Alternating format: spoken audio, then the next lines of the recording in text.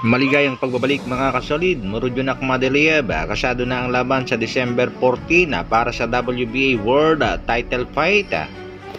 Japanese monster na sina Naoya Inoue tuluyan na bang binaklasan ng WBA ng titulo.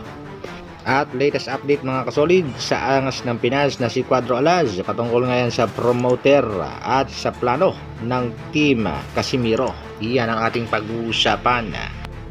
Para sa ating unang balita mga kasolid, Cuadro Alas, Janet Casimiro, ano na nga ba talaga ang plano ng kanyang manager sa kasalukuyan?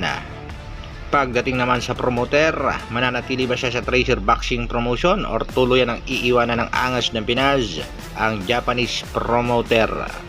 Maraming boxing fans ang nagsasabi mga kasolid na okay naman ang Japanese promoter. Ang problema nga lang dahil nga medyo bagito, mahina pang mag-matchmaking. Marami nga itong inoperan tulad nga ng mga top contender na sina Stephen Fulton, Luis Pantera Neria, maging ang ating kababayang former unified champion na si Marlon The Nightmare Tapales at ito ang isa sa mga alaga ng MP Promotion na si TJ Doheny. Lahat nga ng mga top contender na ito mga kasolid ay inofera ng Treasure Boxing Promotion pero walang pumatok mga kasolid at hindi tinanggap ang offer ng Treasure Boxing Promotion. Sa kadahilan ng medyo mababa daw ang offer nitong Japanese promoter at ang latest nga mga kasolid ay ang offer nitong Treasure Boxing Promotion sa ating kababayan namang si Nonito The Flash Donaire Jr. Offer na $350,000 hindi na kinagat ng Team Donaire. Ang gusto ng Team Donaire $500,000. Heto naman mga kasolid ang ilan sa mga naibigay na laban ng Treasure Boxing Promotion kontra Koguni, kontra dito kay Philippus ni Tumba at ang huling laban nga mga kasolid ay kontra naman dito kay Saul Sanchez. Ito na nga mga kasolid ang last 3 fight contract ng angas ng Pinas under Treasure Boxing Promotion. Kaya ang tanong, magre-renew pa ba ang ating pangbatong si Alas o hahanap na ng bagong promoter? May bali-balita naman mga kasolid na kinukuha daw ang ating pangbato ng Golden Boy Promotion.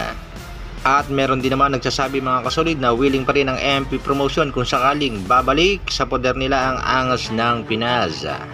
Pero lahat ng mga yan mga kasolid ay espekulasyon pa lang at wala pang confirmation. Kaya hintayin natin mga kasolid ang magiging update mismo ng Cuadro Alas It's My Boy or ang update na magagaling mismo dito kay angas ng Pinas. O di kaya naman ay ang update na manggagaling sa kanyang manager na si Mr. Jose de la Cruz. Sa interview nga sa angas ng Pinas ay plano nga ng ating pangbato na maging 4 Division World Champion. At nilinaw na rin ang ating pangbatong si Alas ang posibleng laban niya sana dito sa Japanese monster na si Naoya Inoue. Pakinggan natin itong mga kasolid.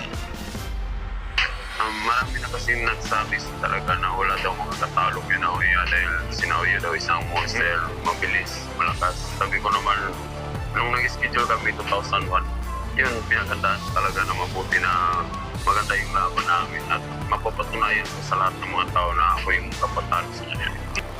Iyan talaga ang target ng ating pambatong si Alas, ang makalaban ng Japanese monster na si Naoya Inoue. Ang problema, inilalayo nga ng mga promoter. Sa kabilang balita naman mga kasolid, Murodjonak Madaliev kasado na nga ang kanyang laban na gaganapin ngayong December 14. Ito nga ay kontra dito kay Franco, ang boksingerong dati nang tinalo ng nag-iisang angas ng Pinas na si Casimiro. Murodjonak Madaliev 12 wins 1 loss kontra dito kay Ricardo Espinosa Franco. May kartadang 30 wins, may 4 na talo. Ang kanilang laban ay para sa interim WBA Super Bantamweight title.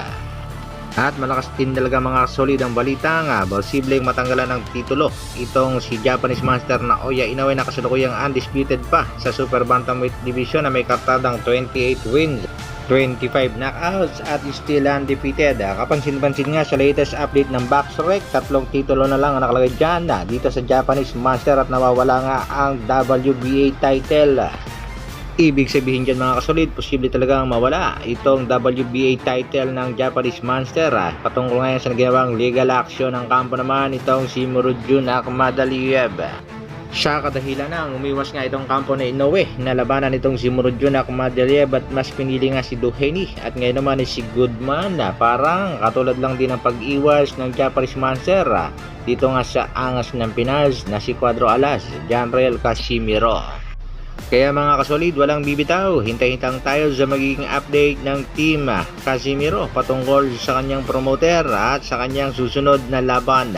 Hanggang dito na lang muna mga kasolid, maraming salamat sa patuloy na pagsuporta at panonood.